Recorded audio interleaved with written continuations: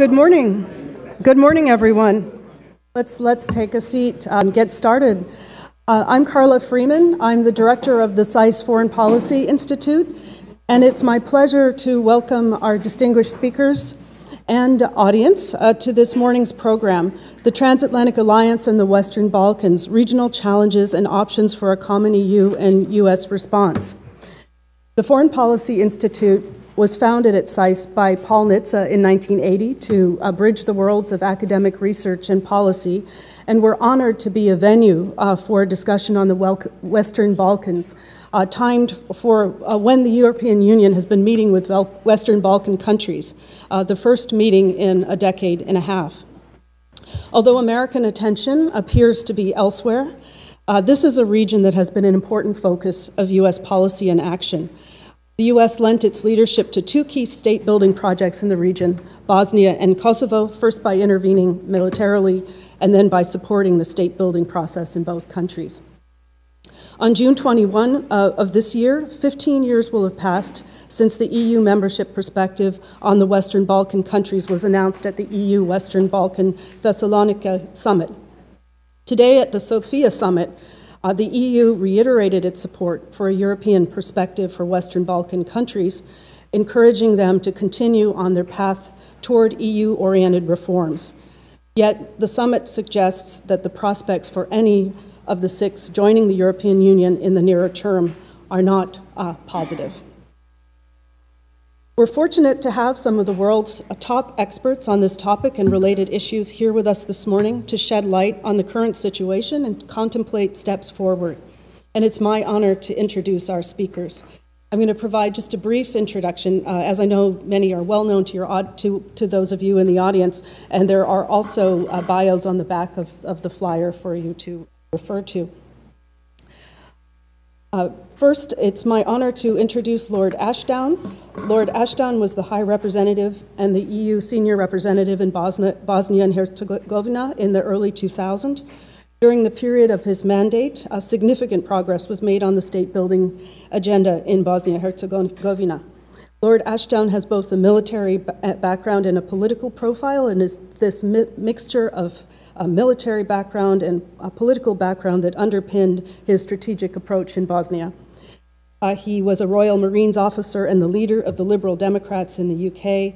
He's active in British politics today as a member of the House of Lords. And he's also the author of many books and articles, the most recent about the German resistance to Hitler and National Socialism. It's also my great pleasure to welcome Jim O'Brien. Mr. O'Brien is a distinguished former American diplomat who is now the vice chair of the Albright Stonebridge group. He has served two U.S. administrations as a special presidential envoy, securing the release of Americans held hostage abroad and overseeing U.S. policy planning toward the Balkans. He's been senior advisor to the U.S. Secretary of State and served as the principal deputy director of policy planning at the State Department. A lawyer by training, he played a key role in drafting the Federation and Dayton constitutions, as well as serving as the lead lawyer on the Kosovo peace talks, including the October 1998 ceasefire, Rambouillet, Paris, and the last-ditch March 1999 talks with Milosevic. He was in charge of U.S. policy toward the Balkans after the Kosovo War, and so the Serbian elections of 2000 and the Bosnian elections that led to the SDP government. Let me also welcome Ms. Marsaili Fraser. Ms. Fraser has worked with international missions in Bosnia and Herzegovina for about 16 years, most recently as head of the EU Special Representative's Political Department, seconded by the UK Government Stabilization Unit. She's a member of the board of Remembering Srebrenica, Scotland, and has published work on post-war political relations between Croatia and the Bosnian Croats and Serbia and the Bosnian Serbs, and is currently working on a comparative study of power sharing in Bosnia and Northern Ireland. Finally, let me introduce Dr. Majda Ruge, the host of this program and my colleague as a fellow at the SAIS Foreign Policy Institute. Dr. Ruge is a member of the Atlantic Council's Task Force on the Western Balkans. She has both policy and an academic background, having worked in Bosnia-Herzegovina with a number of international missions, the EU and the OSCE, in the early 2000s, and also serving as a faculty member of the Free University in Berlin. Dr. Ruge quite recently spent several years in Saudi Arabia, and during her time here in Washington, she has testified in front of the U.S. Senate Relations Subcommittee on Europe on the topic of Islamist radicalization in the Western Balkans. At the Foreign Policy Institute here at SAIS, she writes about the U.S. and EU policies in the Western Balkans, and will start this panel by presenting some key insights from her forthcoming Foreign Policy Institute brief. Thank you so much, Majda, and I turn the podium over to you. Thank you, Carla. So I guess the microphones are working very well. My husband tells me I'm too loud sometimes, so if that happens, please let me know. Ladies and gentlemen, Your Excellencies, dear friends, welcome to this panel on the challenges to the transatlantic cooperation in the Western Balkans. This panel is a part of a series of discussions which I have organized around some key questions that I've developed in my policy paper that will be published with the Foreign Policy Institute in the next few weeks. So many questions which we will not be able to address in depth on this panel, you will be able to read in my policy brief.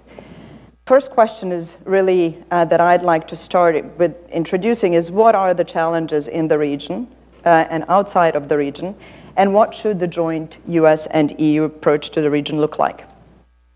And there's no better group to discuss these issues with than Lord Ashdown, Marsaili Fraser, and Jim O'Brien, who have all played key roles in promoting the US and EU policy in the region. And as Carla mentioned, 15 years ago, the EU membership perspective was first opened to the Western Balkan states at the Thessaloniki Summit. And this was in 2003. In 2003, Lord Ashdown was the High Representative in Bosnia and Herzegovina, working on a set of reforms developed closely together with EU and the US to make Bosnia more cohesive and functional state and to bring it closer to EU and NATO. Marsaili and myself, as well as a lot of people here in the audience, were also in Sarajevo supporting Lord Ashdown in that agenda the best we could. So where are we 15 years later, besides all of us having aged very well? Let's start with the good news. Just a few hours ago, the EU membership perspective for the Western Balkans was reaffirmed by the heads of states and governments of the EU at Sofia summit. And this is a picture of Thessaloniki, by the way. And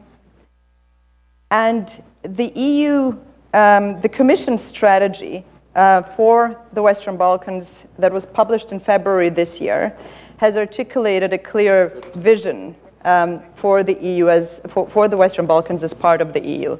And that vision is to see a stable, secure, prosperous Western Balkans that is integrated regionally through free trade, people-to-people contacts, networks of transport and energy infrastructure. And this is something that is featured in today's statement in Sofia as well. The other piece of good news is that during this past year, Macedonia has become a showcase of what the relations within the region could look like when the leadership is committed to building bridges rather than relying on divisive rhetoric. Albania has made significant step on the rule of law and judiciary reform, having set up internationally supervised vetting procedure for appointment of judges and prosecutors. Again, addressing one of the key priorities that was laid out in the EU Commission strategy in February this year. And just for a sense of how much EU has invested in the region since 2003, together with its member states, the EU has invested over 20 billion euros in Western Balkans in support of economy, infrastructure, rule of law, and security structures. And that's quite a big figure. I've asked friends from the State Department on the figure, the US figure, and it's around $4 billion excluding the military assistance. Now, let's turn to the challenges. The slide I'm about to show illustrates the state of play in 2018 and is compiled on the basis of EU progress reports. It is not meant to burn your brains because there's some detail in there, so do not focus on the detail. It is just meant to give you an idea of the relationship between progress and stagnation in different countries. And the EU has done so using the traffic lights, red for no progress and green for progress. I'm not sure whether you can see the small writing clearly, but we just have someone coming into the room who is a diplomat in one of the EU member state embassies here and is returning this summer to his capital to assume a position of the Western Balkan director. And I'm very happy to see him here because I was going to make a point about him that when he looks at this table, kind of trying to catch up with what has happened in the last 13 years since Thessaloniki, the natural question that occurs to him will be, why is there 15 years after Thessaloniki summit and 20 billion euros of EU money aid to the region, so much red and not more green? And obviously this is a complex question which can't be answered in depth on this panel, and we will be able to touch only upon some aspects of it. But if I had to identify one factor which carries most explanatory power, for this it would be political leadership. And if you go back and look at this slide, and you look at the red dots in Macedonia, you will know that this progress has been made thanks to the new government, which was elected and came into office in 2017. So how can we deal with this better than we did in the past 15 years? And there is no easy answer, unless we maybe talk about Macedonia, where we do have committed political leadership in place, where reforms can be made through the EU just framework of EU accession. In many other countries in the region, we really go back to the fundamental question of power, which is the EU and US's ability to change the behavior of the political elite and actually get them to do something they do not necessarily want to. And before I hand over to our speakers, there's three fundamental sets of challenges that I've identified to doing this better in 2018 than we were able to do in 2003. First of all, there's a fundamental tension between the EU agenda and vision for the region and the political realities of several Western Balkan states. And we could describe it in general terms as unsolved conflicts. And if you can see on this slide, I'm not sure whether you can see it closely, I've listed 4 categories of challenges that I see as most pertinent. Unresolved bilateral issues such as Serbia, Kosovo, Bosnia, Kosovo, and Macedonia, Greece.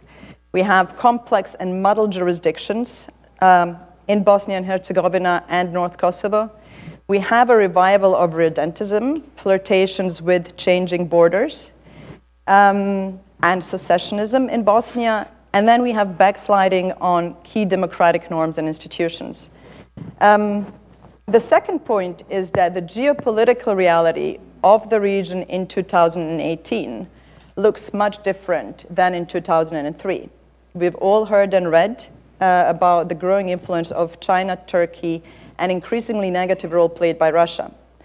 But what's less discussed in this framework of geopolitical reality is the fundamentally changed southern neighborhood of the Western Balkans, from which I've returned after living in the 2 years, and that is Middle East and North Africa, with 5 large states being thrown into complete chaos and producing the flow of refugees via the Balkan route, which is unprecedented since Second World War. And for just a bit of an idea on the migration through the Western Balkan route, here are some numbers of border crossings into the EU through the Western Balkans in 2015. Then we have numbers of asylum seekers that were arriving just in Germany from 4 key states after the route was allegedly closed.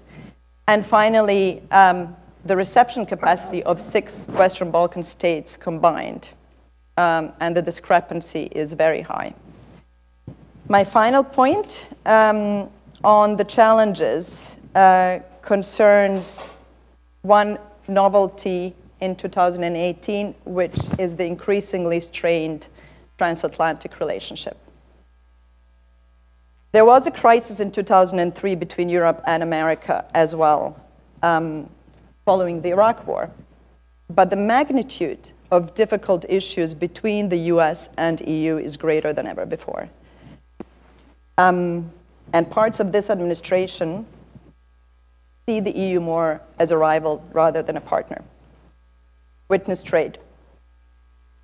And there are 2 implications of this relationship for the Western Balkans. One is good and one is bad. The good news is that the Western Balkans is one foreign policy area which both sides have identified as having potential for fruitful cooperation. There's a broad agreement and willingness to work together.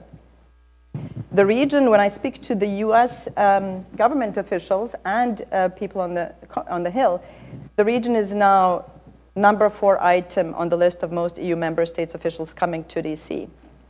The less good news is that given the amount of foreign policy distractions, there's a lack of high-level attention, political attention to Western Balkans, in particular to BIH.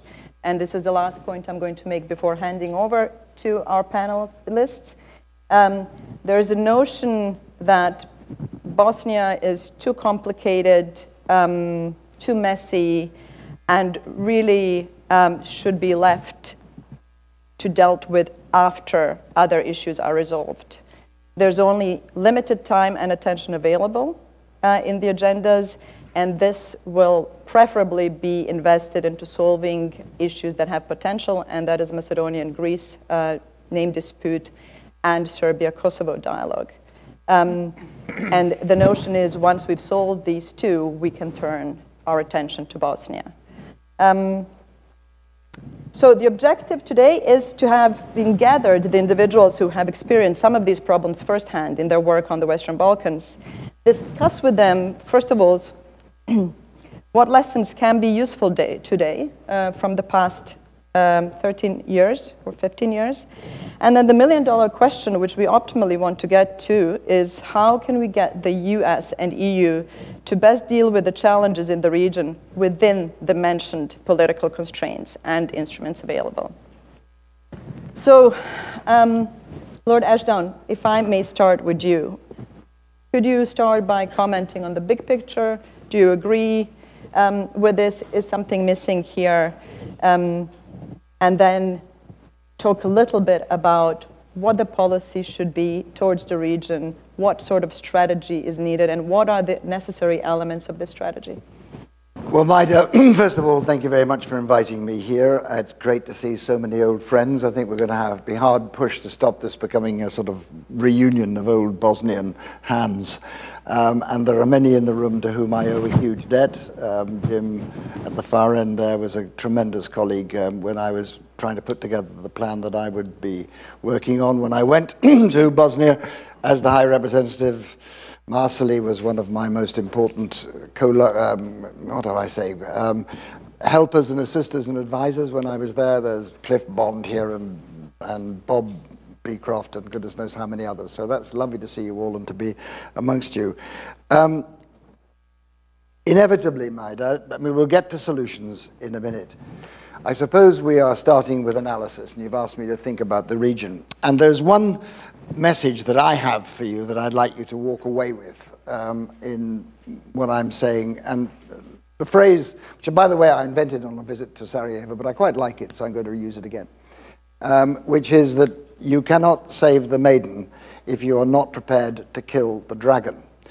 And the dragon, the maiden, by the way, is the good people of Bosnia and Herzegovina, the good people of the Balkan, but the dragon that we keep on failing to identify is dysfunctionality of states. And it applies exclusively, not exclusively to Bosnia.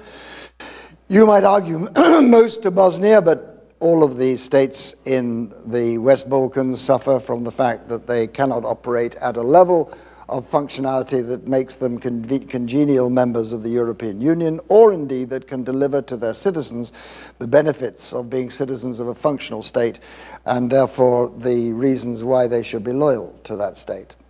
And I think that is our big failure, and I think we are looking at policy failure. If you look at what the situation is across the piece, from Thessalonica, you see that apart from anything else, we have spent $20 billion. $20 billion. And what have we got for that? I would argue not much. Some things. Is it peace? Well, at least it's the absence of war, and in a place like the Balkans, that's not a bad achievement in itself. War has not been an occurrence in these times, and it doesn't look likely that war is going to come around the corner anytime soon, although the situation is so febrile that no one can quite imagine what might happen as the consequence of a grenade being thrown into a mosque in, let's say, Doboj on a Friday night.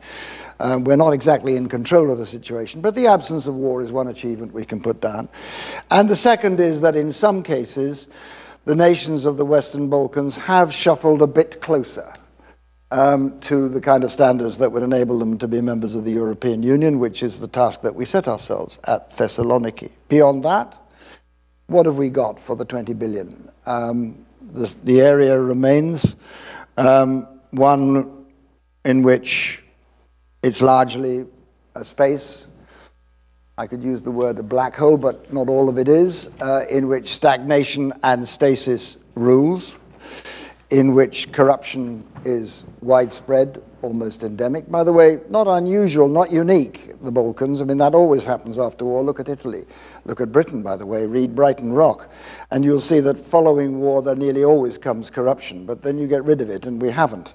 I would argue that the West Balkans today, corruption is as deeply embedded and as prevalent as it certainly was when I went there in 2002.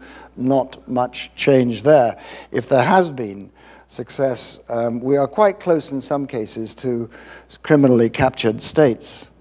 There is a vacuum of governance in those areas, which leaves most of the states either dystopian at one end or falling far short of the standards required to achieve the European Union at the other. And I'm being pretty harsh and I'm being pretty black, but I think that is a rational analysis of where we have got.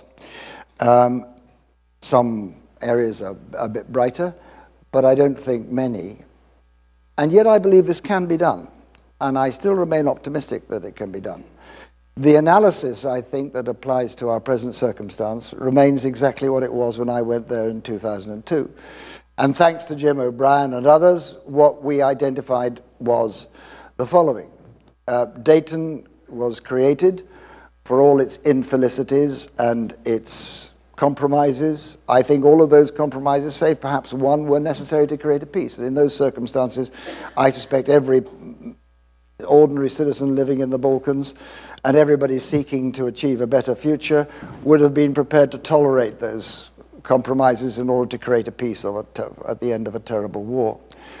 But I think just about the time when I went to Bosnia in 2002, we calculated that Dayton had achieved its end. It had created a stable peace, an embedded peace. The next task was to build a functional state. And that is what we set our hand to in 2002. And we argued that there were two reasons for that. The first was that unless Bosnia was a functional state in the European manner, it could not then dock with the European Union at some distant point in the future. And the second was that unless Bosnia, as Bosnia and Herzegovina, and the same applies to the other Balkan states, were functional, they could not deliver to their citizens the goods that citizens needed to give them a sense of loyalty and commitment to the state. And over the period of the next 4 years, with the help of many in this room, I think we managed to achieve some things that led to the broad outlines of the creation of a light-level, functional state. We combined the armies under democratic control in the presidencies. We created a single intelligence service, which was responsible to Parliament. We brought together the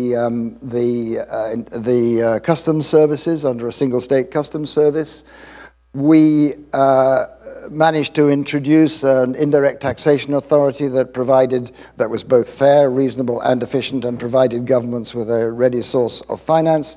And arguably most important of all, we created the broad structures of the rule of law. So we weren't there, but we were moving in that direction. And at the end of that, I thought we had begun to create, not thanks to me, but thanks to others, the broad outlines of a light-level, European-style functional state. What then happened, I think, was that the European Union and the international community decided that it would withdraw its attention from Bosnia. And instead, why was that? Well, I think the crucial moment, probably if we're looking back, and we shouldn't look back too much, is when Javier Solana decided not to back Miroslav Lajčák in continuing police reform. If I look back at my time in Bosnia, Majda, I would say one of the mistakes I made, and I've no doubt I made many, was to leave a little bit too early before that process was finished. But I felt it was my time to go. Miroslav Lajčák took over. He tried to drive that process through. He was told by Solana at that time, and this is post-mortem stuff, so it shouldn't engage us too much, basically, keep Bosnia quiet, do anything to keep Bosnia quiet. We need to put our effort into Kosovo. Now, my own view is that Kosovo is not the problem in the Balkans. Kosovo is like Schleswig-Holstein in the 19th century. No one quite knows how to solve it, but actually time will solve it. If you leave Kosovo there, if you have the strategic patience, if you simply insist that it continues, over time Kosovo will probably reach a level where it can govern itself, but the acceptance of the state of Kosovo, the continued state of Kosovo, will become accepted. There was a famous occasion, without diverging too much, where William Gladstone was asked a little before his death, what was the answer to the Schleswig-Holstein problem, which had dominated the 19th century? And he said, only 3 people know the answer to the Schleswig-Holstein problem. One is mad, the other is dead, and I am the third, and I have forgotten. The point was that it solved itself. Actually, Bosnia and Herzegovina is the powder trail that leads to the explosion. And what happens in Bosnia and Herzegovina, if you don't get that right, if you move your attention elsewhere, if you don't continue to drive that process, then the effects will be felt right across the Balkans. And if BIH, Bosnia, is, in my view, the absolutely crucial fulcrum of reform, and if you don't tackle that, then you won't be able to achieve what you want to achieve on the wider stage. Now, maybe I'm being a bit Bosnian-centric, but I don't think that's inaccurate. So I come back to the last point, the point where I started, which is, what do we need to do? And the answer is, we need to build that functional state. And we have done everything but doing that. If you're not prepared to kill the dragon, then you won't save the maiden. And we've done everything with the dragon. We've stuffed its mouth with gold in the hope that it will look away and let us get on with doing some of the things to reform Bosnia, which it never does. We have tried to sneak up on it in the hope that it won't notice with economic reform, because that will lead to state reform, but that becomes inevitably corrupted in the process. So we have to go back, not to the word constitutional reform. I would never use that because it frightens the horses too much, to creating a functional, light-level state in Bosnia and Herzegovina. And the way to do that we might discuss in a minute, but that same rubric, I think, runs elsewhere in the Balkans. That should be our first priority. And if you will not create functional states in the Balkans, you cannot do all the other things that you'd want to do to move the Balkans further down the line than we've managed in the last 15 years. Great. Can I start, Jim, can I turn over to you and start by asking you whether you agree with this assessment that Kosovo should not be our priority. You were the lead US lawyer working on both Bosnia and Kosovo and participated in the shuttle democracy. So, democracy. So what is your view in terms of just the big picture and the regional strategy? I want us to avoid, obviously, talking only about Bosnia. But what is the sense of urgency of tackling Kosovo, in your view, and leaving Bosnia as an afterthought? And the second question, which is a little bit broader, is Why should America, in the age of America First, care? Does it care? And how do we work with what we have? I don't know whether to say thanks, or it's an honor to be asked to be here and with these two who've done so much. And then as I look out on the audience, there's a host of you I sit in the audience and listen to or read, and so this is part of an ongoing conversation we all have. And I think it's fitting that we three representatives, though, are sitting up here since we come from countries whose politics are so stable and you know, capable of leading by example. But I guess we illustrate that those who can't teach. I think on all of this, let me come back. I'm going to reverse the order of your questions. So what's U.S. policy? I mean, I'm to find out. I don't know if somebody from the state or NSC Balkan apparatus fill us in, but I think what you see are two things. The active measures you see are largely very conventional. You know, Wes Mitchell's trip out there is sort of a thing. He said the kinds of things that diplomats from the United States have been saying for a couple decades. And so what I'd anticipate, and you see when Mike Pence says things the same, so what I'd anticipate is kind of a continuation of what we've seen before, which is a few things that are, I think, disappointing. One is a bit of a short-term focus on what are potentially bigger wins in the near term. So you see a lot of attention to Macedonia and trying to resolve the name issue and get that country on its proper European course. And I agree with Majda that, you know, it's been a great last year and a likely candidate to move forward quickly if we can work this one obstacle. I think there'll be a lot of attention on, say, the Kosovo-Serbia dialogues, and one point on which I do agree with Paddy is I think that's one of the least interesting elements of international policy in the Balkans. I actually think Kosovo is on the verge of having a really fascinating political struggle internally as a new generation of leaders comes up and faces the sort of entrenched wartime leaders I've worked with very closely. And I think that's a place for people to pay a lot of attention rather than trying to work our way through to whatever resolution might come with Serbia in the near term. I do feel that the one element, and I'm sure that somewhere in one of the tangled Schleswig-Holstein metaphors, there's something similar. I think it's vital that the leaders in Belgrade be told that coming to normalization with Kosovo is a prerequisite for them. Yeah. Because that changes the politics within Serbia. Right now, it's sort of easy for Serbian politicians to play up the nationalist card with regard to Kosovo, cost-free in many senses, and does secure a substantial part of the Serbian heart. But that needs to begin to change. It's not going to change quickly, and I think the message needs to be clear and consistent. As for when the full normalization comes, I tend to agree with where I think Paddy was heading, that I'm not sure that that's a one-time summit or a process. I think a bit longer. What I'd love to see is a little more work early on to get rid of the 5 holdouts within the EU that are holding Kosovo back from being able to function as a normal candidate country. So it seems to me that before Serbia and Kosovo fully resolve things, the other states should be encouraged. Certainly the 4, except Spain, probably could be encouraged to bring things to a more normal course.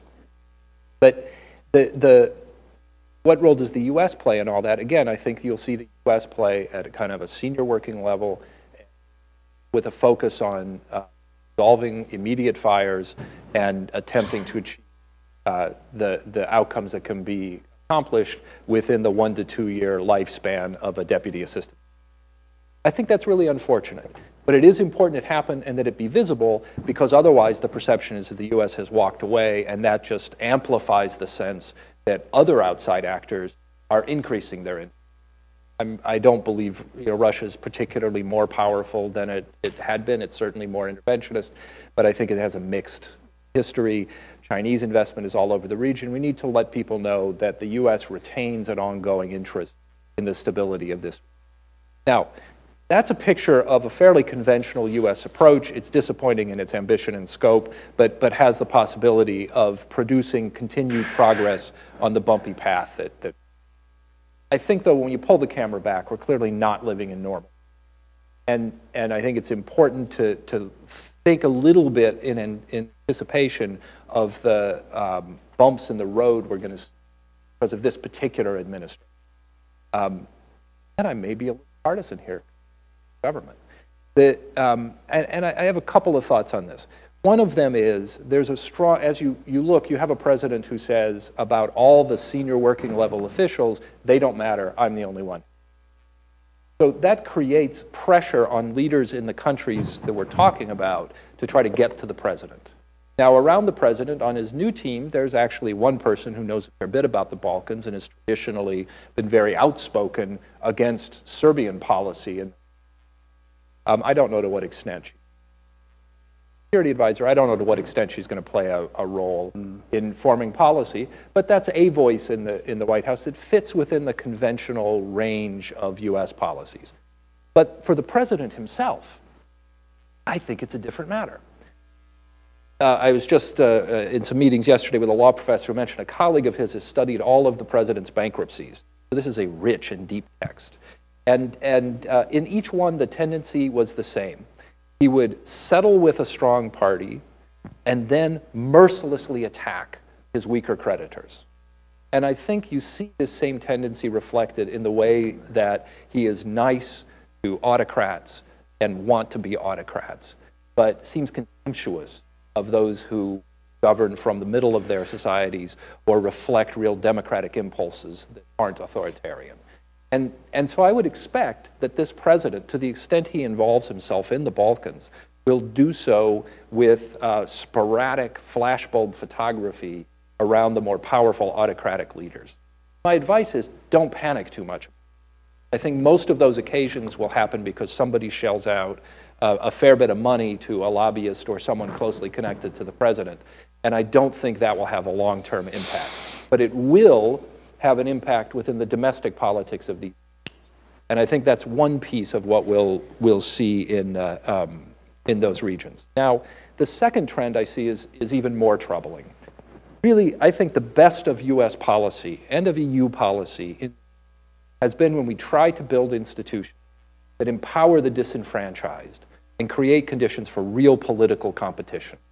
That was why the US intervened in the 90s, that we felt a balance that was imposed by the regionally strong upon the weak was intrinsically unstable, not humanitarian, and not something that could be a part of a Europe whole and free.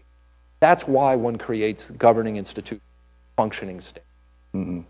What we see in this administration are, with the exceptions of a few people, possibly the current leadership at State and Defense, maybe a couple other places, are a host of people who seem to regard sinecures in government as opportunities to entrench themselves, enrich themselves and their friends, and enjoy the perks of office.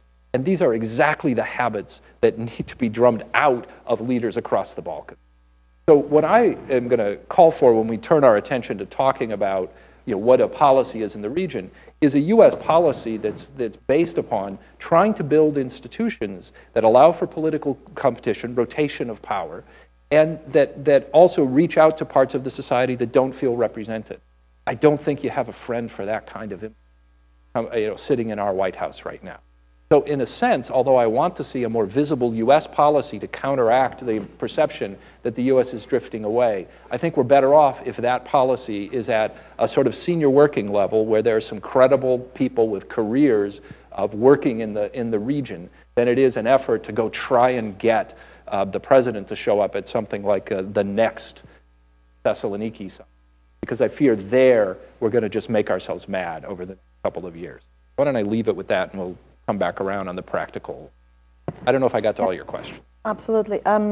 Just before I turn to Marsaili for her insights, I'd just like to be a bit of a devil advocate on these 2 points that Paddy and Jim, you both made. The expectation that you're talking about, Jim, especially in the region, our team in Atlantic Council, when we went to Western Balkans right after inauguration, Basically, that's what we sensed, that there was an expectation from Gruevski's around How'd that work? the Western Balkans that they have a new friend. Yeah. But this was the same expectation Orban had, and he has not been received in the White House yet. So I'm hopeful in that sense that we do have a strong buffer, and against this trend kicking in. On the EU, Paddy, I would say we did get something for these 20 billion. And perhaps not in terms of political results, but in terms of, if we just start on the housing programs, flood recovery, investment in what you are, Jim, saying US, we cannot expect US to do that well anymore, in institutions and certain reforms, huge amount of investment has been done. I guess the question is how to make some of these reforms, especially concerning rule of law and judiciary, more functional. And I think Albania there is probably a good example that we can put our hopes on. I'm not saying for a second that you can't find things that have been achieved, particularly the micro-scale things. Well, they're not micro to those who are suffering from them, like flood relief and so on. I am saying, however, that in terms of institutional progress, whilst I think enormous progress was made in the first 10 years after Dayton, and this is not due to me, it's due to my predecessors, but above all, the partnership we struck with Bosnian politicians who achieved. I think of Dragan Čavić, for instance, in Republika Srpska, who was an extremely brave man, who took decisions and actions that we frankly wouldn't ask many of our Western politicians to take and survive. He didn't survive in the end, unfortunately.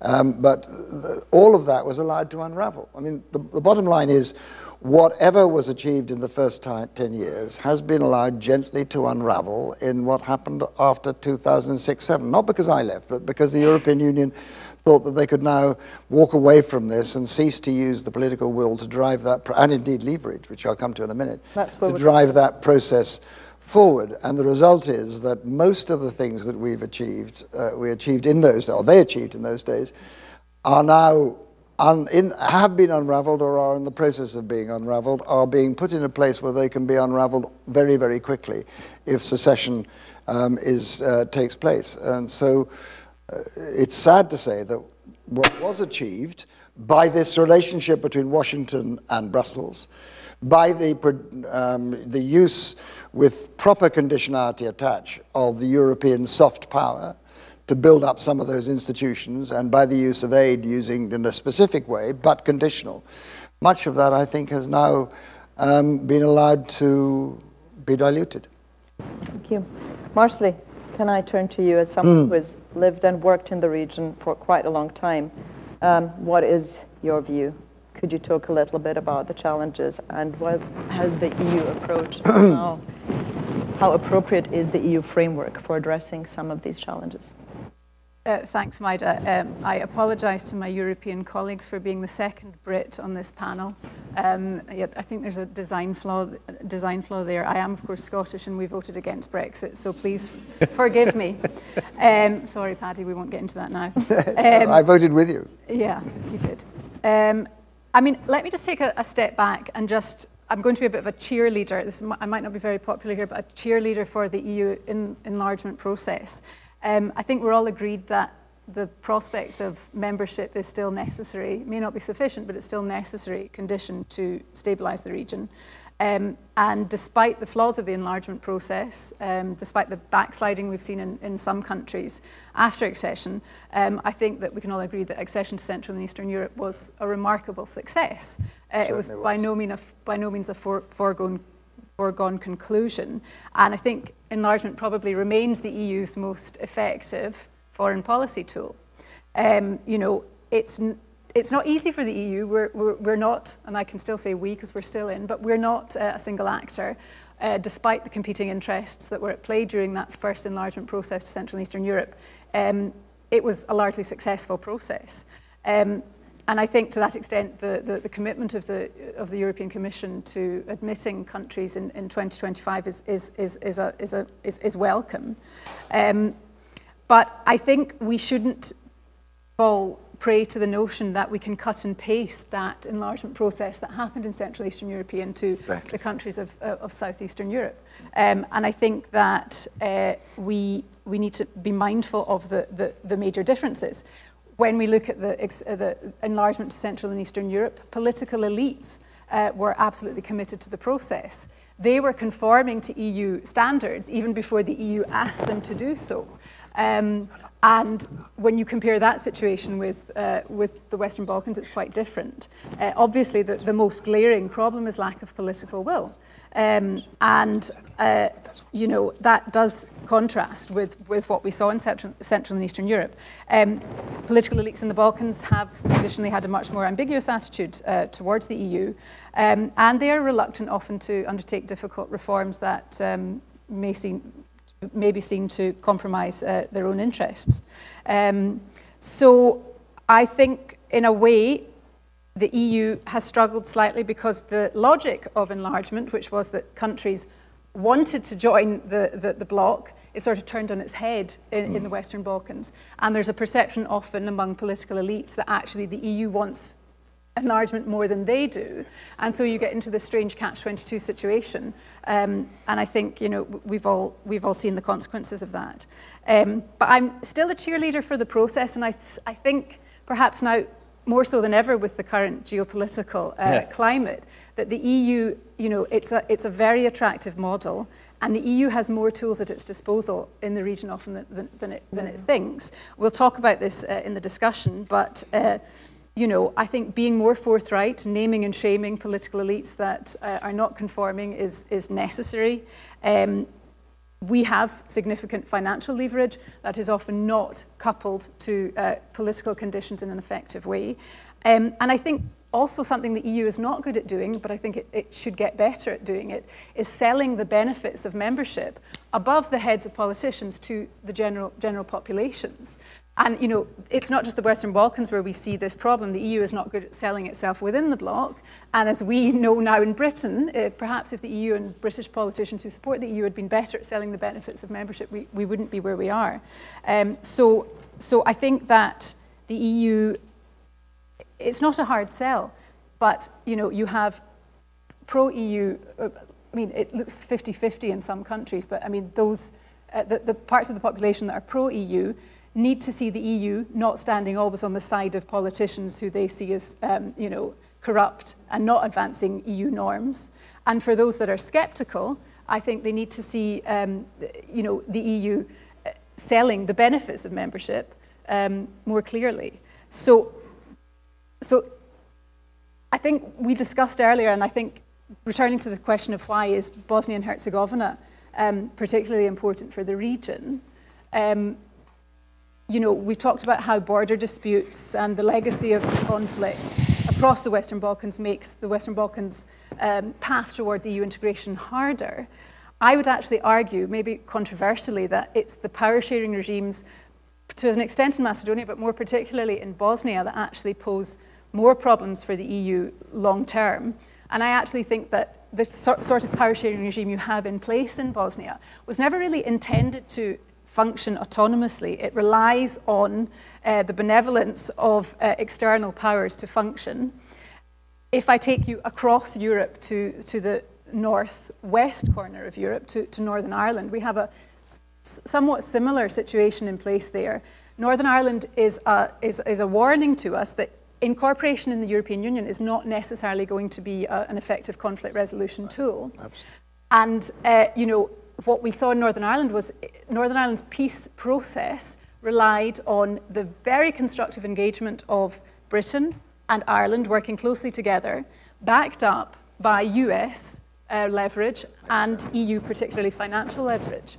Now, those are the sort of benevolent conditions you need for these complex power-sharing regimes to work, where political elites might not have incentives to cooperate.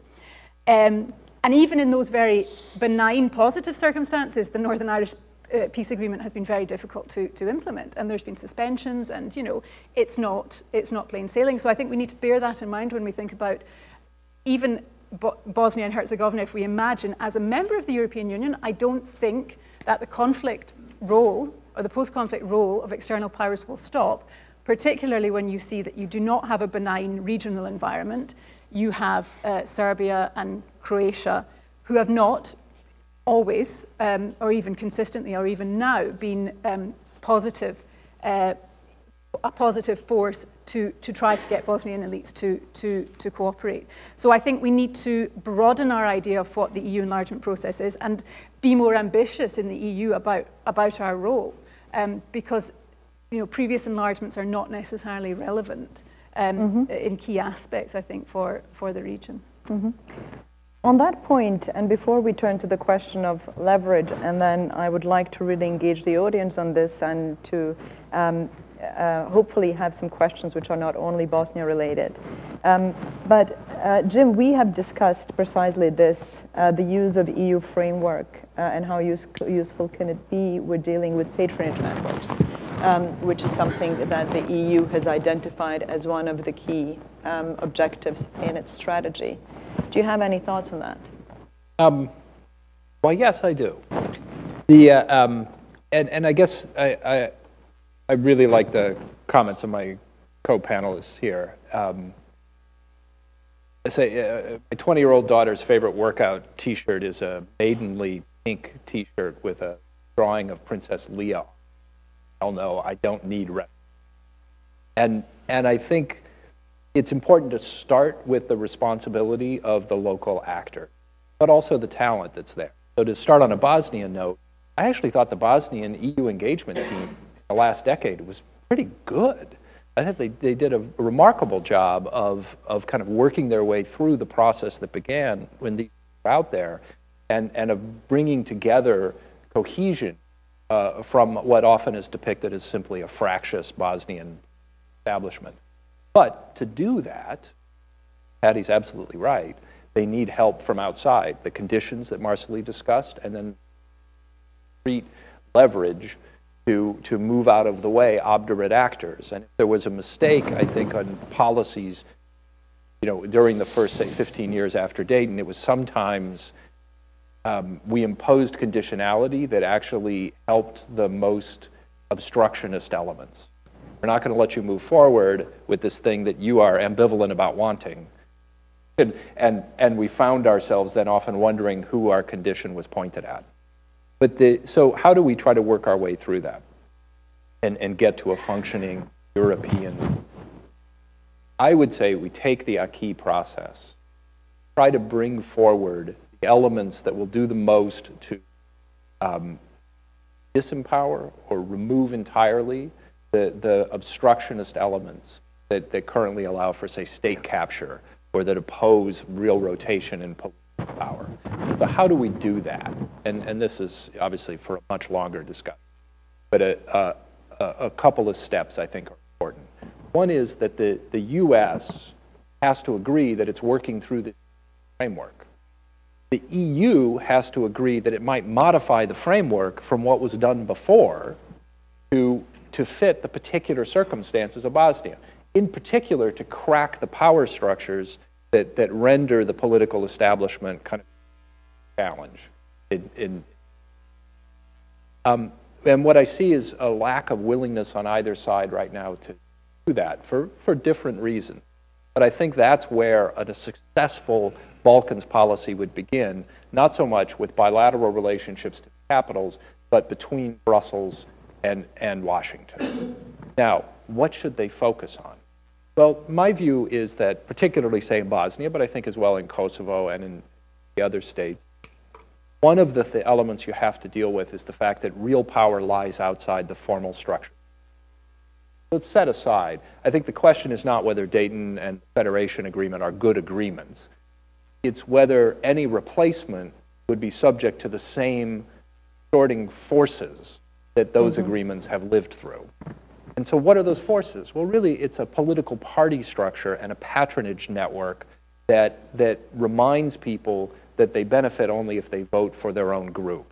Most stark in Bosnia, but it's there certainly in Kosovo, there in some elements of Serbian politics. I don't know the Macedonian structure, but it appears to me that when you have Albanians always voting for one of the Albanian parties and the Slavs voting for one of the Macedonian parties, you could have enormous competition within each group but you don't have competition across groups. And I think that plays out. So how do you go at those networks? Well, there are tools in the acquis to address those things. And so a couple of and I'll wrap on this, a couple of very practical points. One is, look at the elements that address those elements of power. I was just talking to a friend who was part of the Polish team, and he reminded me that one of the things that happened late in Poland's accession, Marsaili's exactly right. In Poland, he said, before we even knew what the question was, we were answering yes. But one of the difficult elements was that there was extensive state control of major employers. And the EU addressed that by saying, through the budget chapter, not through anything special. They just came in and said, too much of your national budget your GDP has too much of the national budget, that has to go. And so there was a kind of suicide mission government in 2002 and 2003 in Poland that just went through and slashed state control of huge parts of the economy. Now that may have been good or bad macroeconomics, but what it did was mean that people working in those institutions no longer looked to who controlled the government to guarantee their jobs. And across the Balkans, the reverse is true, even to today. Yeah. Now, how do you get to that point? And I just here make a plea, and Philippe's here and others who have ability to do these things. Let's do a little practical research. And again, there's an EU model for this. A few years ago, the EU did a survey. This one was focused on corruption within the EU. And they did a couple of really interesting things. They hired great local researchers. So let's find out, what is it, when political parties try to form coalitions in Bosnia, Kosovo, et cetera, what are they negotiating over? They're not negotiating over who is the minister of education in a canton. They're negotiating over who gets the money from electo privata, Absolutely. Who gets the seats on the boards, right? So let's have some local researchers go in and find that out. And then you supplement that with a set of surveys. You ask people, what's your perception, a Transparency International type question, what's your perception of where power lies, and then what's your experience? It could be as simple as, who do you have to pay off, or have you ever gotten a job because of this sort of thing? Would you believe you would get a job if a party of a different ethnicity came through? And you get those kinds of perceptions. That gives you incredible local knowledge about what the responsible actors, right, to begin with my T-shirt story, what the responsible actors are really negotiating about, and then you can decide where you put your leverage. But it's all within the context of the EU process. Could I just say, because I want to open up soon for the Q&A session, but could I just use this last point you made, Jim, with a really, which is a very good idea, to ask, so let's say we don't have that research available, although I think a lot of research is out there. The question is it being used? And then once we have it and have that sort of knowledge, what is really the political leverage that we have still? And that kind of brings us to the last question of leverage that is available to both EU and US in the region. And so how do we then go from there? And I think what your presence here, Paddy, what's really important is that you did deal with all of these issues in Bosnia in 2003. You dealt with the judicial reform. You've dealt with breaking up the not only patronage networks, but you dealt with breaking up networks between organized crime and ICTY financing networks.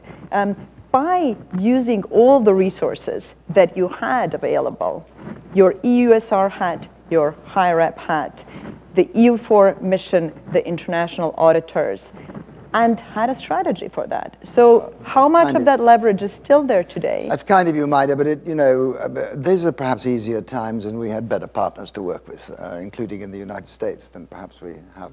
Just, I ought not to say that, but never mind.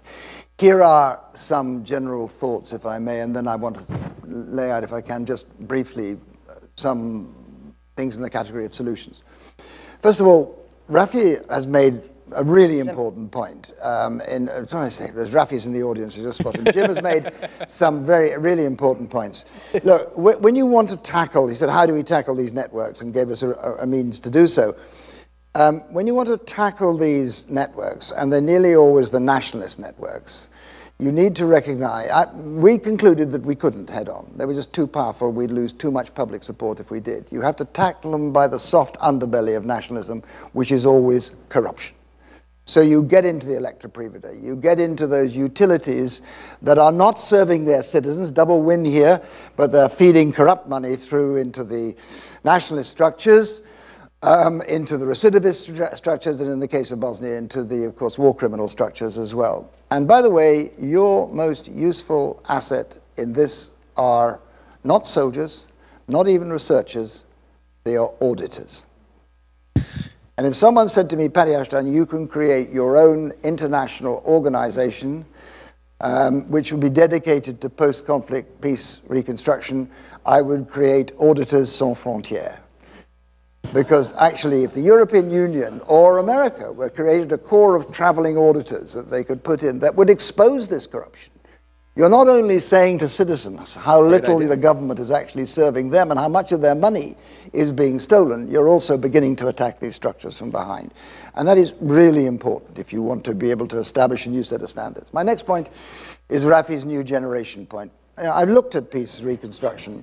Why am I saying Rafi? Come up on the stage, Rafi. All my good ideas came from Rafi. Yeah, well, that's okay. Or the other way around. Is Jim's new generation point, which is, if you look at wars that have not ended with a victory from one side or other, frozen conflicts, what you find is that the generation that ran the war simply passes straight over without any pause or hindrance into running the politics.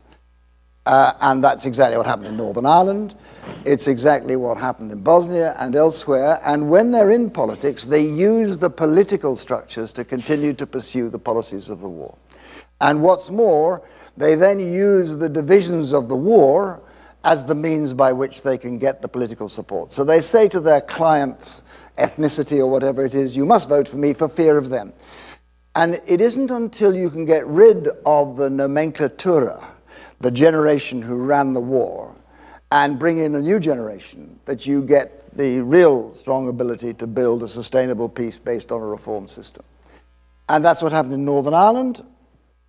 Jim is saying that's what's happening in Kosovo. Very good news. One of the bleakest things about Bosnia and Herzegovina is that whereas the generation who run the war are still in control of the political system, there is no sign of a new generation, a reformist generation emerging. And that's what worries me, Mr. Ambassador, please forgive me. That's what worries me about Bosnia and Herzegovina more than anything else. We have to enable, if we can, that to happen. My third point is Russia. Russia is able to intervene and make mischief because it is dysfunctional and because we don't have a strong strategy of our own. There is a vacuum in which they're not interested in the long term. What they're interested in is causing us problems in areas where they can do so. And the West Balkans, insofar as our strategy has failed, we haven't got one, we are not in control of the process, others are setting the agenda, not least the nationalists, then they're able to move in. And if you want to get rid of the Russia problem, you have a strong policy, a clear and united approach of what you're pursuing, and that will not create the vacuums in which the recidivists and nationalists, and you can name them, are able to make mischief, and external mischief is being able to be made also by Russia. My last point, and then I want to get on to solutions very quickly, is this. You know, in a strange, odd way, Jim, I'm not unhappy that Bosnia is a bit below the radar, is not up front, is not one of the main things that's happening in Washington, because I'm not sure it would be at all helpful if it was, given what's going on here and what's going on in my own country. I think there's a huge amount that can be done below the radar, working at a level below that of the president and the movers of state. And I suspect that's what we should be playing to. And by the way, below the level in Europe as well. I think there's a lot of practical things that can be done without Bosnia being the first item on people's agenda. It gives us a piece of space to do interesting things. So here's some solutions. Oh, by the way, I've got one other thought. And it's this, which is be serious about conditionality and muscular about conditionality. It is far better to do that than to pick favorites. We keep on thinking we can have our favorites. You know, the particular Bosnian politician who can speak English, it often, all too often is. Or this person in Serbia is our current favorite. We were, and Cliff, you will remember, and Bob too, and Rafi as well for that matter, the real Rafi over there rather than one up here. You will remember that we were shocked to find that the elections of, 2003 delivered us a nationalist majority in every case. And we said, we will simply ignore that. And I said to them, I don't care what you call yourself. You can call yourself the Radovan Karadzic party, as far as I'm concerned.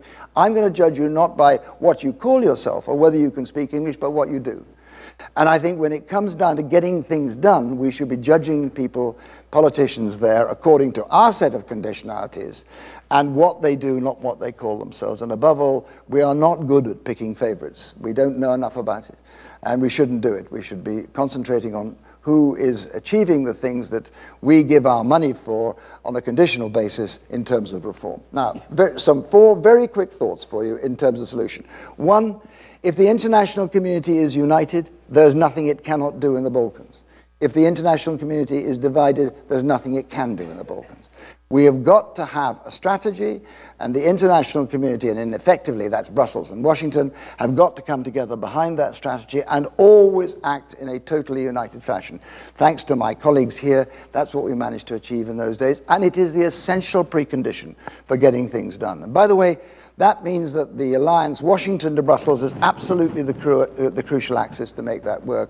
And if that isn't working at present, that's one of the reasons why we're not succeeding, and we need to make it work. I'm going to go on just 2 more things before you come in, Majda. The next thing I'm going to say is, why do we have in the Balkans, where the interconnections are more important than what actually happens, it's the way they're interconnected, in having a series of penny packet policies? Why do we have a policy for Kosovo, another for Montenegro, another for Macedonia, another for Serbia, another for Bosnia and Croatia? We need a regional policy. We need to be playing those regional linkages. We need to be saying to Belgrade, Mr. Belgrade, you ain't going to get to the European Union unless you're supporting European Union policy in Bosnia and Herzegovina, and that means taking a different attitude to secessionism in Banja Luka. We failed to play the linkages by not having a regional policy. And my last point is your leverage point, Majda.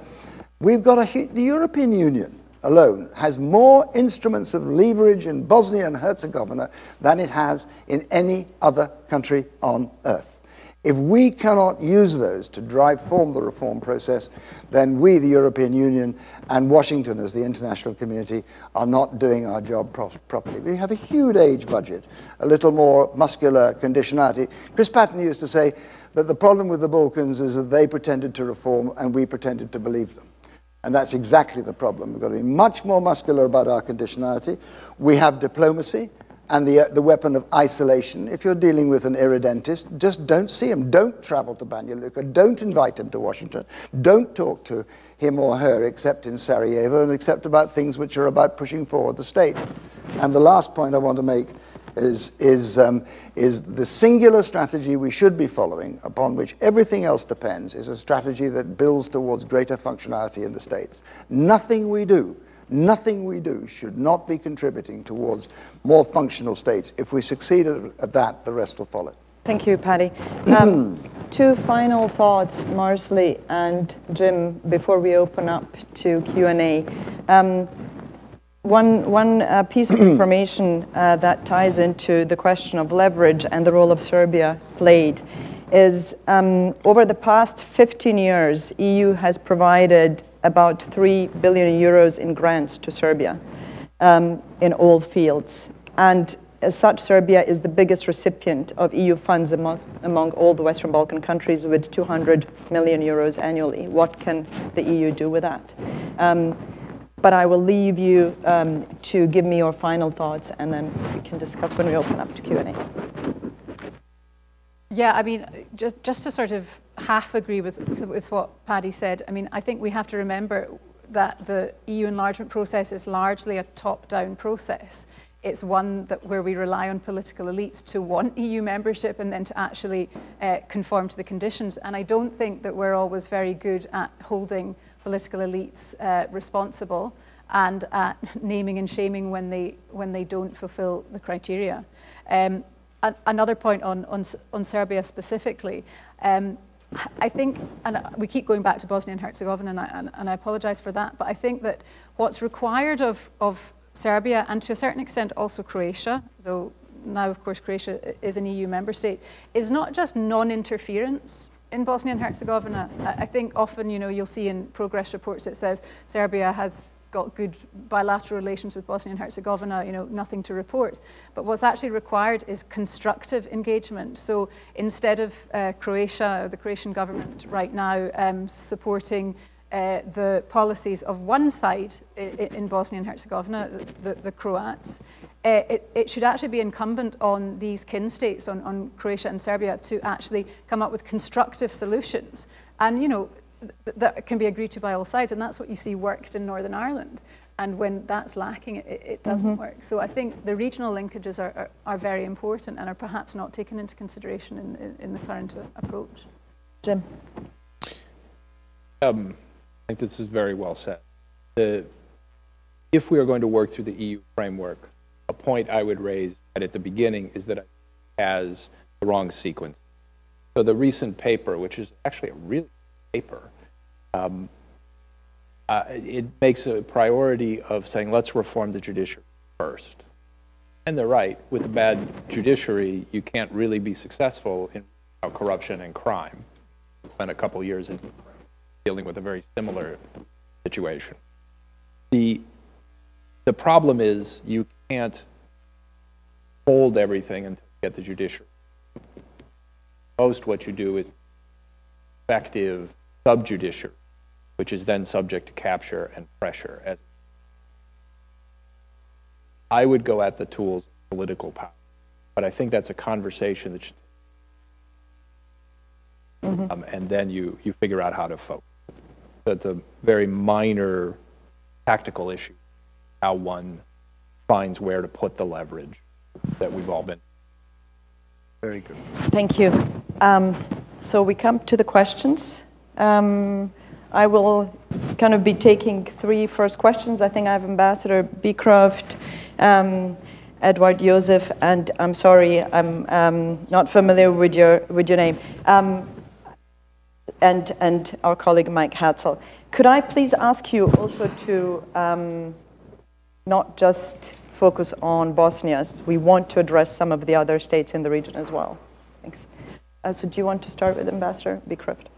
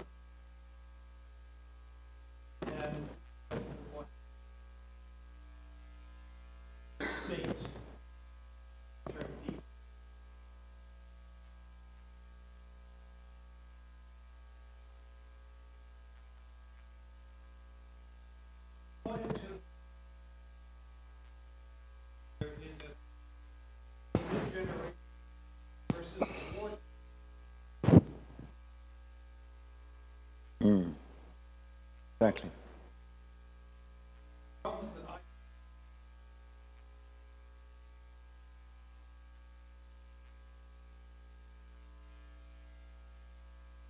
Who would not subservient. Could I just ask you to come to the question, because we don't have that much time. How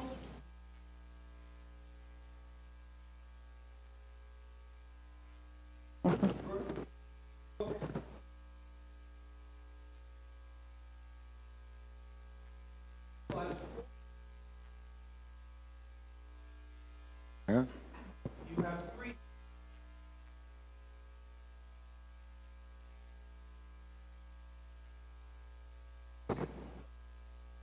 Okay, thank you. Should we go over to Mike and add, and please just make your questions short because we don't have that much time. Thank you. Thank you very much. one quick observation and then kind of a question. I welcome the Thessaloniki Declaration, but I think it's important to note that on the sidelines, French President Macron threw the coldest of cold water on the whole thing, basically saying EU enlargement in the future is not only unlikely, it's unwise. And I think it's fair to say that the Western Balkans in this town right now are at best a tertiary priority. So I think we have to face the fact that we're looking at an uphill struggle.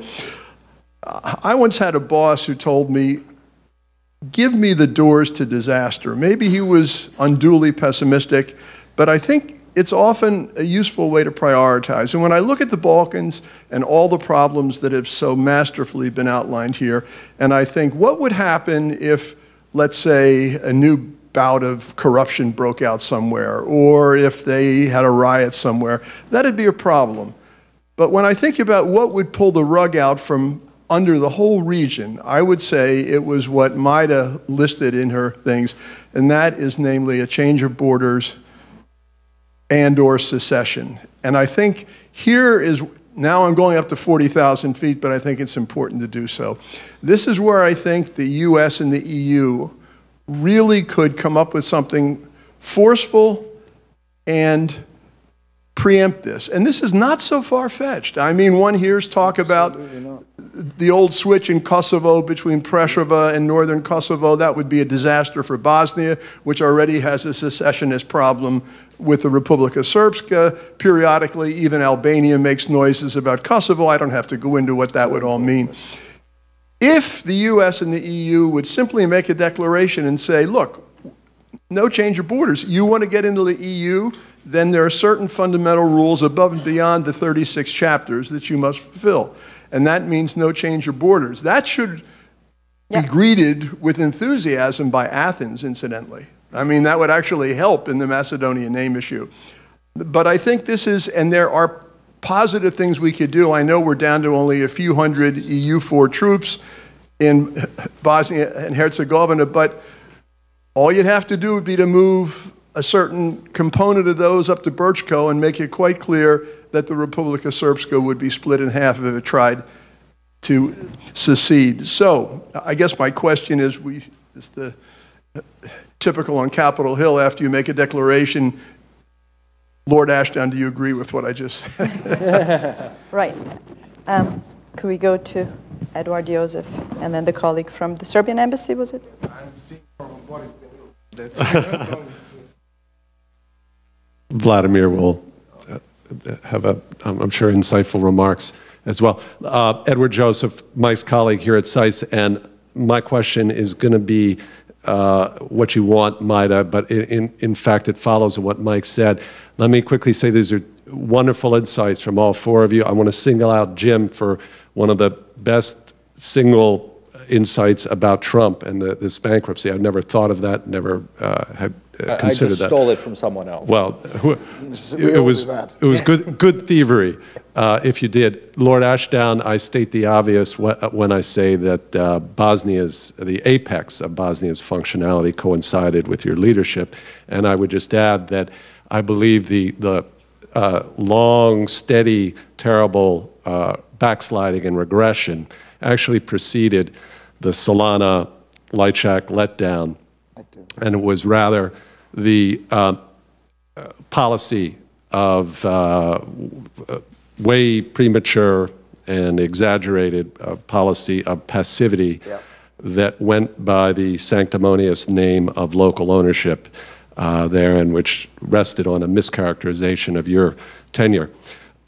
So my question for you, as mentioned, following on the previous one, is about Kosovo. And Jim, you said you thought Kosovo and Serbia was the least interesting question in the region. Let me see if I can... The dialogue. Let me see if I can make it a little more interesting. So I understand, and I'm told, is that Thaci and Vučić have been having talks, private talks, in certain locations around Europe, and that among the topics in these talks is actually territorial swaps. I understand further they've been getting signals of pushback on this from international community. But I want to put the question to the audience, or not to the audience, to our esteemed panelists here. Even if you haven't given it much thought, sometimes your initial reaction is the most accurate and the best. What would be the impact on Bosnia-Herzegovina? Either, let's think of it either way. Either they do territorial swaps in Kosovo, or they don't. If they do, is there a precedent that says, well, secession can work there, why not us in Republic of Serbia? Alternatively, let me phrase it the other way. No territorial swaps.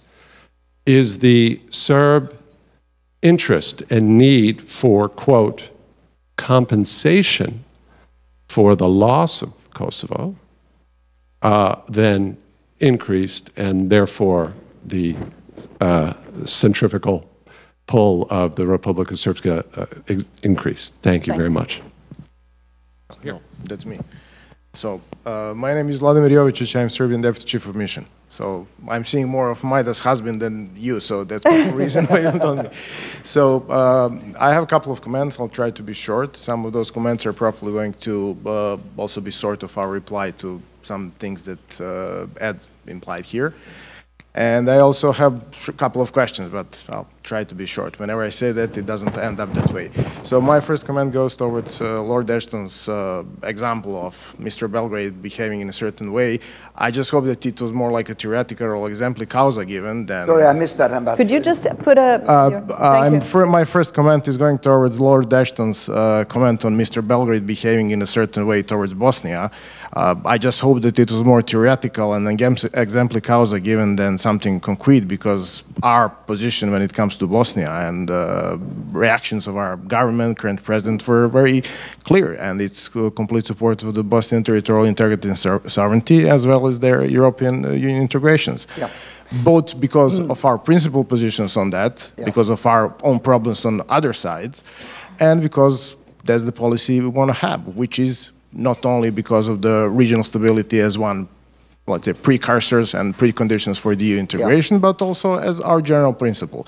That's one thing. The other thing is this about 3 billion euros or dollars, I forgot the amount. As someone who is in his previous life dealing with acquis and with the accession talks, it reminds me of a joke that, you know, it was also internal in Brussels, you know, you give me the data and the money and I'll give you the story you like to hear. So, you know, from our point of view, it's not only about the amount. Of course, that in absolute terms looks a lot. But let's say I remember the days when the IPA funding for some much smaller Balkan countries were proportionally two or three times higher than for Serbia, including some programs where you actually needed help. So my comment on that is, yes, in absolute terms, it might look a lot. But if you look at the programs, if you look at the per capita impact, if you look at other parameters, so I'm getting into all of this, you know, frisky statistician, it might not be, you know, that high of a level. So my two questions coming from there are, you have actually noted the transatlantic relation, the relations within the region, but also what happens when it comes to the messaging from the EU. Because we had Juncker's statement, which was very encouraging, giving certain dates, which some like or dislike. And then after that, you had something which Professor Haltzel gave as a good thing, Mr. Macron's speech to Parliament, and then the fact that EU budget for 2027 is without any accession or enlargement funds. And my second question, and that is something that I see no one is mentioning, is the question of the brain drain within the region. We are talking about new generations. We are now entering into the phase where, you know, who would be the new generation? When we are, for instance, in certain areas facing the situation that, let's say, Visegrad countries had before the accession, where certain industries or areas of either politics or administration were simply, you know, out of people. They left because they could leave to the EU and better performing markets. So those are my, as I said, you know, whenever I say I'm going to be short, it doesn't end short. So, Thank you. Very good. So we had Let's kind of first address this round of questions. We had 3 questions. One concerned the next generation of leaders, and I think we can tie that in also with the role of the civil society, which we haven't talked about. Very often in Washington, the question is asked, who are our partners in the region? And in terms of partners, too often we're thinking about political elites rather than civil society. How can we engage civil society more and in such a way produce resilience that we really need in these states? The second question was about the change of borders, and I think that, in fact, your last 2 interventions link up quite nicely. And if I may add, just before you go ahead and answering that, and whether you agree with Mike Hatzel's statement, I would like to ask a question. Is Serbia's position towards BiH territorial integrity always that clearly stated? We have had presence of some high-ranking Serbian officials at the RS National Day celebrations on the 9th of January, where statements of quite secessionist statements have been made. So just from the point of view someone from Bosnia, when they see that, they wonder, is this policy really that clear? And if it was, I think that would be the best starting point. So I'll just hand over to our speakers. Who would like to address the civil society? Because I think this is a really interesting question. Marsaili, would you? Yeah, I mean, I've been emphasizing what a top-down process the enlargement process is, and I think you saw that even in that first enlargement to Central and Eastern Europe. So again, yes, civil society is incredibly important. Have we been effective at really empowering civil society from Dayton onwards? Probably not. There's a lot of skepticism about the whole sort of civil society junket. It is incredibly important, but it's a generational thing, as well. I personally think we need to be better at coercing reluctant elites into delivering. That doesn't mean that we shouldn't be cooperating with civil society and selling the benefits of membership to a wider population. Can I just give one example? We have in Bosnia a student organization that counts 130,000 students from Banja Luka, Mostar, and Sarajevo, and 2 from Mostar, 1 from East and 1 from West. It's 130,000 students who go together regularly on trips abroad, including Moscow, and who have launched an initiative, especially the 2 organizations from East and West Mostar, to kind of rename a bridge, not the old bridge, but the other bridge that connects the separate universities in the Mostar into the Bridge of Friendship. They can't get this decision through because there's no government in Mostar. There haven't been any elections since 2008 due to a similar type of obstruction that we see. Now, how do we empower these students? How can we help them? Because I think this is really the hope that we're talking about. We also have some parties like Naša Stranka that have been bringing young people from abroad in Bosnia, some very highly competent people, but in the segmented system, they can't really get through. So just a quick comment on that, and then we can get back to the border issues, because I think we've spent a lot of time talking about the border issues and not enough on civil society. I'll have a go at that. You can, yeah. Directly, by the way, who are our partners? Our partners are the people of these countries, not the politicians. Those are the partners we have to reach out to, and sometimes we have to reach over the politicians to get at them. And frankly, I'm prepared to make a partner of anybody in the Western Balkans, any politician who takes actions which genuinely result in the betterment of the condition of their people, with a more effective economy, a better system of law. And if you act in that way, then you get away from choosing favorites. You get onto this fundamental issue, which brings you back to the issue of the functional state. As the question of how do we bring on Naša Stranka, I'm quite close to Naša Stranka. The answer, Bob, I think, is if we want to encourage them, what they need above anything else is instruction in political fieldcraft. We bring them over and we talk about policies and the European Union and principles. We need to tell them, how do you fight a political campaign on the ground which is directed at improving the condition of a lot of your electorate. You pick up a leaflet anywhere across the Western Balkans, I bet you a pound to a penny. What it talks about is nationalism, what we're going to do about this, and it doesn't talk about the things that run politics in every modern functional state, which is the health service, the welfare service, jobs, decent conditions, local environment. And we've got to bring it back to those central issues which are about the improvement of the condition of the lives of the people. And if you do, you'll get away from the old nationalist structures. And it's teaching them what that political fieldcraft is, how you run that, which I think is more important than giving them lectures about European values, which we far too often do. I need to answer the Deputy. Yep, absolutely. Deputy Ambassador, look, I mean, we need to be very blunt with each other, and of course I was not saying that Serbia and Belgrade has been scrupulous about making the right statements in politics, in public, about, you know, President visiting Sarajevo. All the public signs of this are conforming exactly to what one would hope would happen in a country that seeks to be a member of the European Union.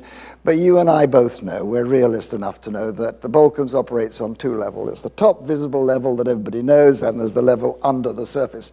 Cliff Bond once said to me, even if you are the most knowledgeable person in the Balkans as a foreigner, you may, if you're lucky, it's like sitting on a boat in a pond. You may, if you're lucky, see down 2 or 3 levels, but you're not going to be able to see to the bottom. You need to know what's going on. And you, I think, we speak very bluntly to each other, knows that below that public surface, there is, as Majda suggested, all sorts of linkages between the political forces, including official political forces, in Belgrade, and those who are seeking secessionism in Banja Luka. And we know they exist, and they exist by the kind of symbols that Majda was talking about. I mean, I would argue this. I think I would say, if I was the European Union in Brussels, dear Belgrade, you are doing all the public things right, but we need you now to be actively, and in a muscular fashion, following European policy in a neighboring state so as to undermine, actively undermine, those who would seek to destroy European policy in Bosnia by providing any kind of encouragement whatsoever, or indeed even contact with those who wish to see the place break up.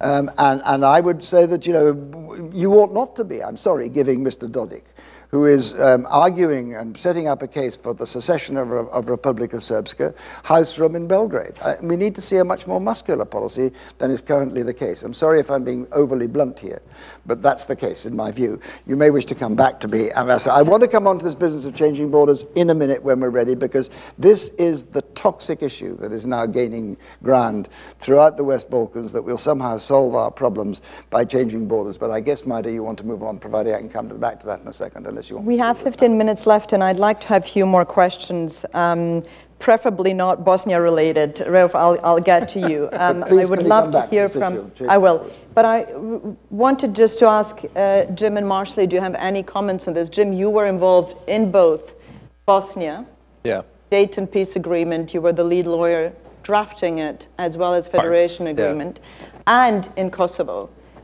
Would you comment just very briefly to Edward Josef's question, what the implications would be if we had the territorial swaps between Serbia and Kosovo, what kind of implications that would have on Bosnia, or if we don't?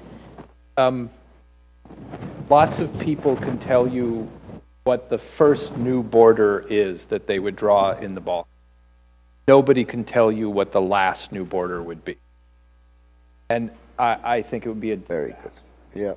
I also see no support in Kosovo for Faci trying to go along. I think Vucic is marketing and wondering how much he can get away with, and then what he can get for dropping an idea stillborn. So I think the answer is, I love the phrasing that Paddy had. The answer should be very direct term, simply not a piece of it, and we need active steps counter any impression that Belgrade would benefit from or support or allow any change in borders, either with Kosovo or in Bosnia. And that then changes the political calculation of in those places. And if I may, on the civil society point, I agree with both what we said. Look, the one danger with civil society, and I'm a big fan and I'm actively engaged with organizations that promote civil society, but we're talking about reallocating power within societies. And it's kind of a cheat, right, in a video game to say, let's just put the power with people who don't have it, and then it will be better. We're probably wrong, but it doesn't work that way. So there is a very top-down process. But tactical terms. One is the powerless are often the best guides to where the power lies. That's why I proposed the research path I had. This is in keeping with Cliff's comment to Paddy years ago. Got to ask people where they see the power being. And that gets to the question of youth. I think one advantage the young have is, beside just idealism, it's that they're not trapped by the arguments we've been having for the past 25 years. Nobody's going to give them power, though. They have to take it.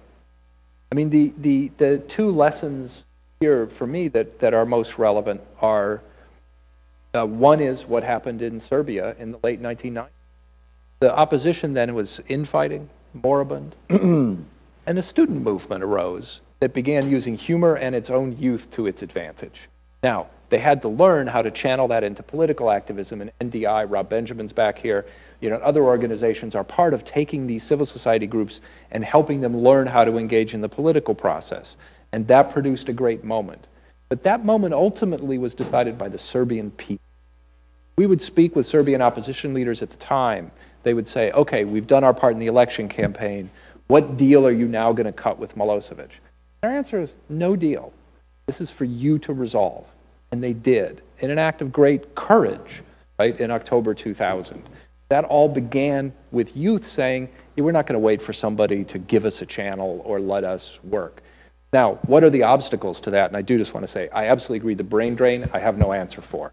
It's an enormous problem, particularly for the Croatian and Serbian populations around the region. And there's a problem of education. And Bob Beecroft was right to harp on this issue 20 years ago and to follow through. But it's not just a matter that some people want to teach fascist mathematics. Nobody's teaching arithmetic. You look at the PISA scores in the Balkans, and they're horrific. Kosovo is like down near the very bottom. Macedonia is 2 points up, and Bosnia doesn't even take the tests. So simple education that will prepare youth to play this constructive role in their societies is lacking. And I would hope that a part of engagement going forward can be just getting these kids to learn some, completely apart from the political arguments over who controls the higher curriculum. Thanks, Jim. Marsaili. Yeah, just a quick point on borders. I mean, I think it's worth, and the impact on Republika Srpska. I mean, I think it's just worth emphasizing again that Republika Srpska is possibly the most autonomous region in Europe currently. Yeah. Milorad Dodik is very good at selling the myth that he's being forced into centralized structures and that Bosnia's become over-centralized and so on. The fact is that this is one of the most autonomous polities in Europe, and so whether secession is his end goal or not is a matter for debate, but it suits him to be able to play the card. And of course he has control of all the main resources in the entity. And that's one of the reasons that the Bosnian Herzegovinian state as currently configured can't work, because the state level has no resources, it has no distributive function, it has nothing to sell to the population. It does nothing really tangible for the population. And yet we have an enormous amount of state property available in Bosnia and Herzegovina that, if used properly, could be turned into investment funds, and if managed properly, could contribute to stopping the brain drain. We don't have time to go into that. We have 10 minutes left before we have to vacate the room. I'd like to have one more round of really short, quick questions from the audience. And then wrapping up, I will let each one of you make one final statement. Can I make one very quick point on EU funds? I know how frustrating the IPA funding process can be. It's often overly bureaucratic and you don't see concrete results. But let's be realistic here. The ultimate prize is not IPA, it's membership and all the benefits that come with membership. And that's a pretty amazing prize. Of course, we see enlargement fatigue and skepticism within the bloc, but that was present also in the first enlargement as well to Central and Eastern Europe, and it was ultimately overcome. So, I mean, I don't want to be overly optimistic, but, the commitment remains and the prize is quite significant. Is there more questions from the audience? There are gentlemen at the back. Lady in the blue, Ralph, please, very, very short questions. And if I can ask Tim Clancy, who's here with us and who has been working tirelessly on volunteering in the whole of the region to help refugees and to kind of help alleviate the humanitarian catastrophe, to give us really very short statement about where you think these 20 billion euros could be invested more wisely. Please, very short questions. Yes, thank you. There was talk about the need for a strategy, an EU strategy for the whole Western Balkans. What about the strategy that was released in February? What do you think of that? Okay. Ralph? I have a question for Marsaili, actually.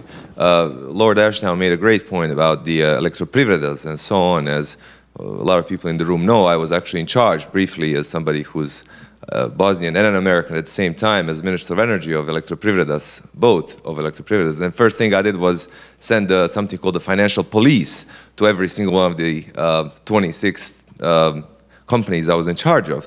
And I received no support from any of the international community actors.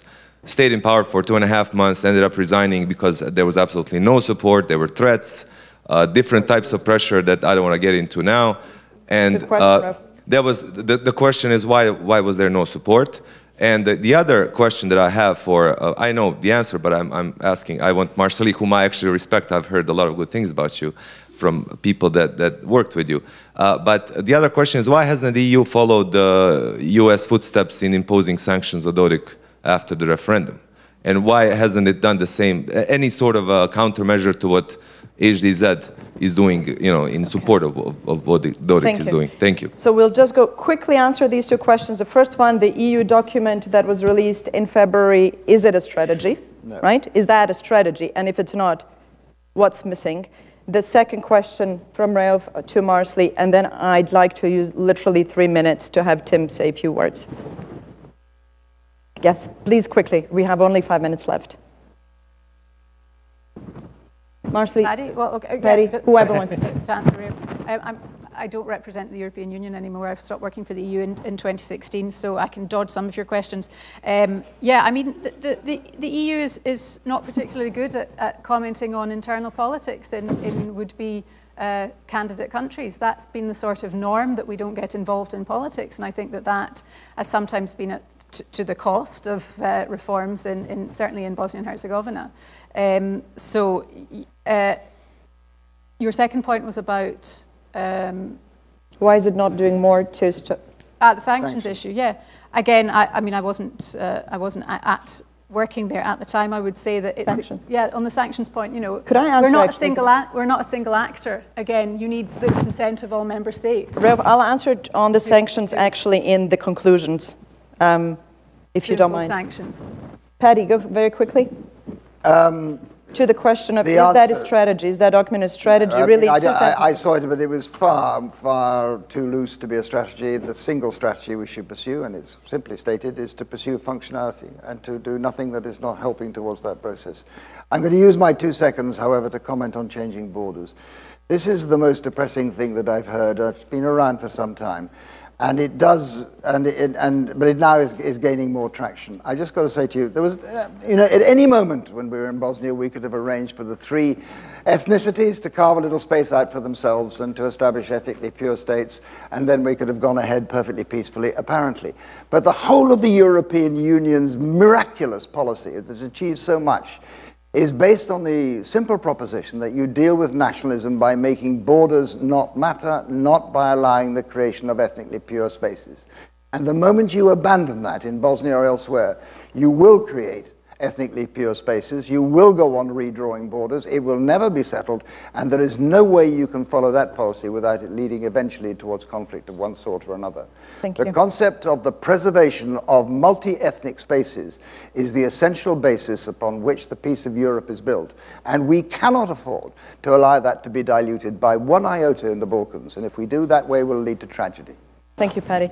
Tim, do you think you're able to say something in 2 minutes? Yeah. Just tell us about what is the institutional capacity of the Western Balkan states to deal with the challenges, and what challenges do you expect in terms of the continuing influx of refugees in winter, especially? God. The capacities of the Western Balkans, I mean, even EU countries like Greece, and we've seen. Do you want to get up so that everyone can? The capacity of the entire region has been fairly crippling. I mean, to have 1.5 million people walk through your backyards in the past 2.5 years, it's now coming into Bosnia, and Bosnia system completely collapsed with 200 or 300 refugees, let alone the 3,500, 4,000 that we have now. We're getting about 150 a day coming into Bosnia, some through Serbia, the rest from Greece, Albania, and Montenegro.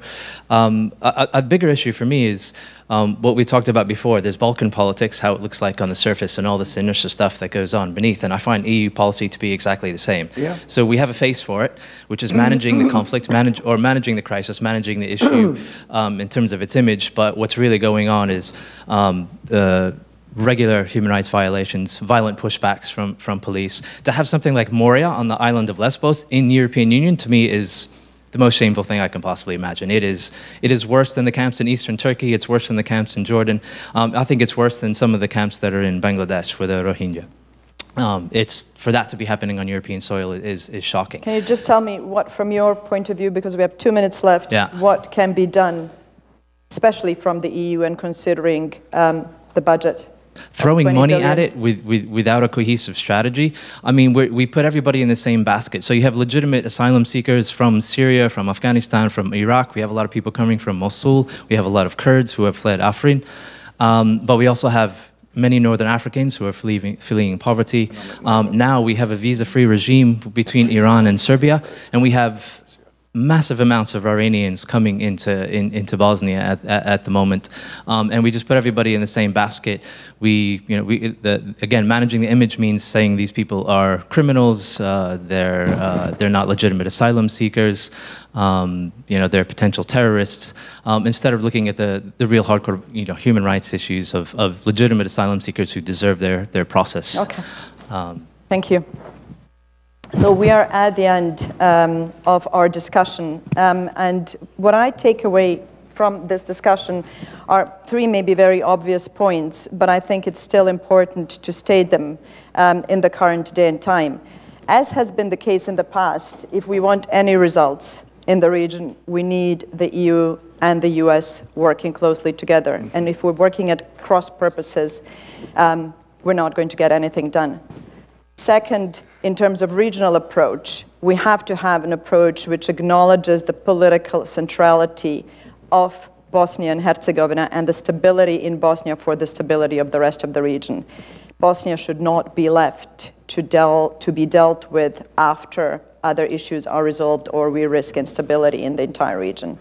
And third is the answer to, in a way, to Reof's question in terms of EU and political sanctions. And I think really a lot of the discussions that we have nowadays on the Western Balkans are taking place in kind of almost a vacuum isolated from considering the political reality. And the political reality in the EU currently is, and I think we need to acknowledge it, is that there is no consensus, and we cannot get a consensus on some measures that would be needed, such as sanctions, given the membership of several states who oppose it. My question was also, so why not do it bilaterally? And the answer to that is that the EU member states don't do sanctions any longer unless they can agree. And so it would be nice to wish away the political reality, but that would be more dangerous and naive than productive. And so I think as kind of the last take, which I'm going to elaborate a bit in my paper, is really how do we work within the constraints of what we have, because we can't wish away what's not going to happen, like the deployment of US troops to the region. And therefore, I think we just need to empower what we have on the ground. We have lots of instruments, we have USRs, we have OHR, we need to use what we have in the best way possible. Thank you very much. It was really a pleasure having all of you, and one applause for